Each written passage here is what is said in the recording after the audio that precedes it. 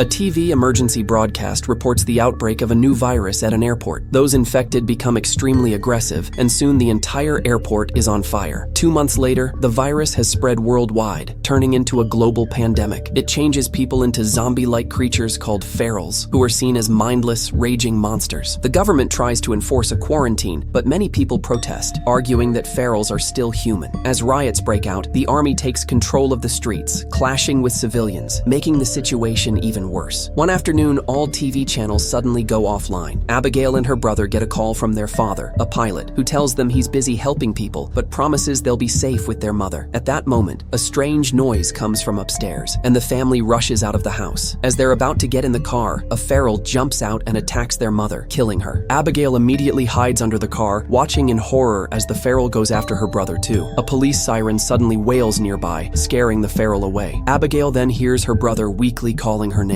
But before she can reach him, their mother, now a feral, turns on him and finishes him off. When Abigail starts crying, her mother hears her and lunges at her, only to be shot down by Cassius, who rescues Abigail. She hugs him in gratitude, but then her brother starts transforming as well. Cassius tells Abigail to close her eyes before shooting him too. 10 years later, the world has fallen into a post-apocalyptic state. Humans are scarce, and nature has reclaimed cities. Deep in the forest, a teenage Abigail and Cassius are hunting. Abigail has clearly been well-trained, as she skillfully takes down a deer with a single shot. However, Cassius scolds her for not being patient. That night, they set up camp, making sure tripwires are in place. A few hours later, Cassius wakes up when he hears one of the tripwires go off. He steps out of the tent to investigate and finds some fur caught in the wire. Hearing noises nearby, he rushes to calm the horses and pulls out his gun just in time to shoot a feral charging at him. Since ferals usually travel in groups, he wakes Abigail and they leave immediately. For the next few days, they continue their journey, stopping occasionally to let the horse rest. During these breaks, Cassius keeps training Abigail. One afternoon, they spot a car in the distance and quickly draw their weapons. A man is seen shooting a feral, unaware that another one is sneaking up behind him. Abigail tries to help, but she fires too soon, accidentally hitting both the man and the feral. The creature inside the car emerges to attack, forcing Cassius to take it down. Abigail searches the car for supplies, while Cassius finishes off the wounded man with a machete and takes his shoes. A radio in the car tries to contact the driver, and Abigail wants to warn them about the nearby feral horde, but Cassius tells her to ignore it. Just then, more cars arrive, and a group of survivors surrounds them with weapons. The group checks the dead man's body and realizes he was killed by a human, assuming Cassius and Abigail murdered him just to steal from him. Their leader threatens to kill them, but before he can act, Cassius and Abigail attack the two closest survivors, knocking them down and taking their weapons. The situation gets tense as both sides aim at each other, but then a pregnant woman named Megan steps out of a car to try and calm things down. At that moment, the horses start making panicked noises, and a feral horde suddenly appears. Everyone immediately opens fire, trying to take down as many as possible before they get too close. However, there are too many, and some manage to break through. Cassius and Abigail are forced to fight them with their blades, but the other survivors rely only on guns and start getting overwhelmed. One by one, the ferals kill them. A woman tries to throw a Molotov cocktail, but a feral attacks her, making her drop it onto a car, causing a small explosion that throws Cassius backward. One survivor gets bitten and attempts to take himself out, but he's out of bullets and ends up transforming. The leader of the group is grabbed by a massive feral and slowly beaten to death. Megan's husband David gets tackled by a feral but manages to kick it off. Abigail helps the couple get into a car while Cassius kills a few more creatures before jumping in with them. As they drive away, a feral clings to the roof, so Cassius suddenly slams on the brakes, making it fall off. Abigail quickly grabs their things before they speed off. The big feral, seeing his partner dead, lets out a furious roar. Now back on the road, Abigail checks their ammo and realizes they've lost most of it. Megan explains that they were heading to a colony by the river and that she's 35 weeks pregnant, so the baby will arrive soon. However, Cassius and Abigail don't believe in searching for colonies. They've seen too many fail. Suddenly, the car breaks down and they discover the engine is dead, leaving them no choice but to continue on foot. After walking for a while, they reach an abandoned town and decide to spend the night there. They check a building to make sure there are no ferals around before setting up camp. Megan offers to share her food, but Cassius and Abigail only eat what they hunt to avoid any risk of infection. The couple then explains that they spoke to the colony over the radio, so they know it has plenty of supplies and doctors. It takes a week to reach the colony, making the journey very risky. In return, Abigail tells them that she and Cassius are trying to get to the west coast and escape to the islands by boat. After setting up tripwires outside, Cassius takes out a map and shows the couple which path to take to get to the colony. However, he refuses to go with them, saying the horde will come back back for revenge. Abigail pulls Cassius aside and insists they should help the couple, arguing that maybe this colony will be different. They get into an argument, but Cassius still refuses. That night, the Horde finds the broken car and follows the road to town. Meanwhile, Cassius and David are unable to sleep, so Cassius shows David that he always keeps a bullet in his pocket in case he gets bitten. David only has a cigarette and a twisted ankle. They talk for a while and end up bonding, and Cassius finally agrees to help them get to the colony. The next morning, Abigail hears a noise downstairs and goes to check it out. A feral suddenly jumps at her, making her drop her gun, but she quickly takes it down with her machete. Another feral starts chasing her upstairs, and Abigail throws it out of a broken window. She almost falls too, but Cassius grabs her just in time. By the time the Horde reaches the building, the group is already gone. One feral trips on a wire, setting off a small explosion that kills it. Later, Abigail recognizes the area and remembers there's a small airport nearby where her father had a plane. Cassius wants to keep moving, saying an airport would be too easy for the Horde to trap them, and all the planes are probably gone anyway. However, Abigail and the couple vote to go, so Cassius has no choice but to follow. After walking for a while, they find an old building and a car with a man who was recently shot. Cassius tells Abigail to check the building for supplies, but refuses to stop and rest, thinking they aren't alone. Abigail only finds some coffee and doesn't notice the family hiding in one of the rooms. Meanwhile, Cassius finds a wheelchair in the car trunk, which they use to help Megan move. After the group leaves, the Horde reaches the building and massacres the hidden family within seconds. When they finally reach the airport, there are no planes in sight. David and Cassius begin arguing about what to do next, but Abigail interrupts them when she finds her father's hangar. Luckily, there's a plane inside, and David has the mechanical skills to fix it. While he works, Cassius and Abigail search the building. Abigail finds a picture of herself with her dad on the floor and puts it back on the wall. Right then, the Horde arrives, so the group rushes to get on the plane even though it isn't fully ready. Cassius starts shooting to slow the Horde down while David moves the propeller manually to help start the engine. Abigail doesn't know much about flying, and the plane moves too slowly, letting the Horde get too close. Thankfully, she quickly figures out the right buttons, and the plane starts picking up speed. A feral manages to grab onto the door, but Cassius shoots it off just in time. The plane finally takes off, and they escape. However, they don't get far before the engine starts failing, and the plane begins going down. Abigail tries to land it, but they crash into some trees and hit the ground. Luckily, the plane lands on its wheels, and everyone survives with only minor injuries. Nearby, they find a train station. After checking to make sure it's empty, they decide to rest there. Cassius looks at the map and sees it will take 2 days to reach the colony, so they plan to leave in the morning. Abigail counts their ammo and realizes they don't have much left. While eating, Megan and Cassius talk, and he admits she reminds him of his wife. He shares that he had to kill her infected family, and later, she took her own life because she couldn't handle it anymore. Cassius also tells a story about a kid in his hometown who got bitten. Since the bite didn't hit an artery, it took a couple of days for him to fully turn. Meanwhile, David finds a private spot to check his ankle. It turns out it's not just twisted, he's been bitten. Knowing he should end things before he turns, he holds up his gun but can't bring himself to pull the trigger. The next day, the group keeps moving. Under the hot sun, David starts feeling sick, and Cassius notices blood on his leg. When the women are walking ahead, Cassius pushes David against a tree and checks his ankle, confirming what he suspected. Cassius gives him a choice. He can tell everyone on his own terms, but if he waits too long, Cassius will have to take care of it himself. That evening, they find a house with the lights on. As they get closer, a voice asks what they want. Cassius warns it's too risky, but Abigail steps forward and says they need help. She promises they mean no harm and mentions that one of them is pregnant. A man named Norton opens the door, holding them at gunpoint as he tells them to leave all their weapons in a chest outside. Once they do, he invites them in, acting very kind and welcoming. Cassius notices the house has power, and Norton explains he's an engineer and built some devices to generate electricity and hot water. He also mentions a wife, but avoids answering when Megan asks where she is. Norton shares some bread and vegetables with them, and Abigail happily takes a shower. Cassius finally gets a chance to connect his laptop and look at old pictures, revealing that his wife had been pregnant before the pandemic. When he checks on Megan, she admits she's scared because she hasn't felt the baby move since they got to the house. She makes Cassius promise that if something happens to her, he'll protect her child. Later, Norton shares a drink with everyone and explains that he's been living there for 20 years. He says his wife isn't around anymore and admits he's heard about the colony on the radio, but he prefers to live alone. Then, he starts ranting about how people are too obsessed with bringing back the old world and how humanity deserved the pandemic for destroying the planet and losing their morals. He even compares the virus to evolution, saying that only the strongest have survived. Cassius notices a strange knife on the table, but before he can ask about it, Norton quickly takes it away. Meanwhile, David starts feeling worse and rushes to the bathroom, seeing how the infection is spreading. When he comes out, he finds that his friends have passed out. The drinks were drugged by Norton. Now wearing a lab coat, Norton stands over them, holding a strange machine. He sees that David is infected and activates the device, which makes a sharp noise that causes David to collapse in pain. Norton explains that the machine works like a dog whistle, but only for the infected. David passes out. At the same time, the horde reaches the train station and keeps searching for them. A little later, David wakes up to find that the whole group is tied up in the basement. Norton is taking notes, explaining that he's been running experiments. He also reveals that his infected wife is locked up in a cage. He releases her and uses the machine to control her, making her attack. Cassius and Abigail kick the woman back, so she goes after David instead. David struggles against the ropes and finally breaks free, fighting her off. He quickly overpowers her, but Norton uses the machine again to stop him from rescuing the others. However, David isn't fully transformed yet, so he pushes through the pain and breaks their ropes. Cassius grabs a gun and fires at Norton, but Norton runs away. The group rushes upstairs and locks the door behind them. Norton starts smashing at it with an axe. Abigail steals Norton's car keys while Cassius grabs their things before turning and punching David. He wants to shoot him now, but the women convince him to wait. As they reach the car, Megan suddenly realizes her water has broken. Norton watches them drive away while his infected wife growls at him. Once the car reaches the forest, the horde finally catches up and starts chasing them. In the distance, the group sees lights. They've found the colony. They try to drive as fast as possible, but the road is blocked by a fallen tree, forcing them to continue on foot. The horde is getting closer, so they open fire, but David runs out of ammo. Since he knows he'll transform soon, David tells the others to go while he stays behind to buy them some time. The couple shares an emotional goodbye, and before they leave, Cassius gives David his bullet. Once they're far enough, David lights his cigarette and starts fighting the ferals with his bare hands. He manages to take down a few, but a large feral catches him from behind and snaps his neck. The rest of the ferals keep chasing the others, so Abigail opens fire to protect Cassius as he carries Megan. She also starts yelling for help, which gets the attention of the colony guards. The guards quickly shoot down all the ferals chasing them. When the rest of the horde sees the bodies and the lights, they retreat back into the forest. The group is allowed inside the colony, and Megan is rushed to the infirmary, where a midwife takes care of her. The next morning, after meeting the colony leader, Cassius tells Abigail they should leave soon because humans can't be trusted. But Abigail is tired of running and ignores him. Cassius then talks to the midwife, who tells him the baby is fine, but Megan only has a few hours left. Cassius visits her, and she tells him the baby's name is Hope. She reminds him of his promise and gives him her family locket before she passes away. Meanwhile, Norton reaches the forest and finds all the bodies. As he wanders around, he spots the colony. Just then, the horde tries to attack him, but he quickly controls them with his device and announces it's time for revenge. Back in the colony, Cassius takes care of Hope, wondering what to do next. Abigail spends time with the local teenagers and joins a small party in the evening. As alcohol is passed around, two guards fall asleep, and some teens use the chance to sneak into a tunnel. Abigail follows them and finds a strange remote control. When she touches it, Roderick stops her, explaining that the entire boat town is mined. If the ferals get inside, the remote will detonate everything. However, humans can escape through a hatch that leads to an abandoned dam. The next morning, Norton sees a guard on a boat and asks for help. After getting rid of him, a feral jumps into the water, climbs onto the colony, and kills the other guard too. Now, Norton is free to send the entire horde to attack. As survivors are attacked everywhere, a few armed people come out to fight. Abigail saves Roderick from a feral before giving orders to the teen group. Those with weapons should find a higher spot to shoot from, and Roderick must guide survivors to the dam while she searches for Cassius. As panic spreads through the colony, the midwife takes Hope from Cassius so he can go after Abigail. The people with guns are running low on ammo, and the colony leader tries to escape but is immediately killed by a feral. Abigail shoots a feral that almost kills two young girls, while Cassius stabs one to save two teenagers. Then Abigail and Cassius finally reunite and start fighting together, using a mix of guns and hand-to-hand combat. When they see an opening, they try to join the evacuation, but Cassius gets distracted when he spots Norton. A feral tackles him to the ground, but he manages to stab it. Norton finds him and starts kicking him, talking about creating a safer world. After struggling, Cassius gets up and shoves Norton against a wall, smashing the device over and over until it breaks. Then, he runs back to Abigail while the ferals jump on Norton and kill him. The survivors finish crossing the tunnel and reach the dam, asking Roderick to set off the explosives. He hesitates because Abigail isn't out yet. Inside the colony, the big feral tries to attack Abigail, so Cassius hits it with an oar. When it falls, Abigail notices its bracelet and is horrified to realize it's her father. The shock leaves her frozen, so Cassius snaps her out of it and pulls her toward the hatch. They get into the tunnel just before Roderick gives up waiting and blows up the colony, killing all the ferals inside. Afterward, the survivors find an infected man among them. As Cassius tries to calm him down, a feral suddenly jumps out and kills him. Then, it turns toward Cassius, starting a fight. They hit each other repeatedly repeatedly until they fall to the ground, where the feral nearly bites Cassius. This time, Abigail waits for the perfect moment and shoots, killing the creature without hurting her friend. The survivors watch the colony burn and wonder what to do next. Abigail tells them they can build a new home at the dam, and Cassius reveals he stole Norton's notebook, which has instructions to build a generator.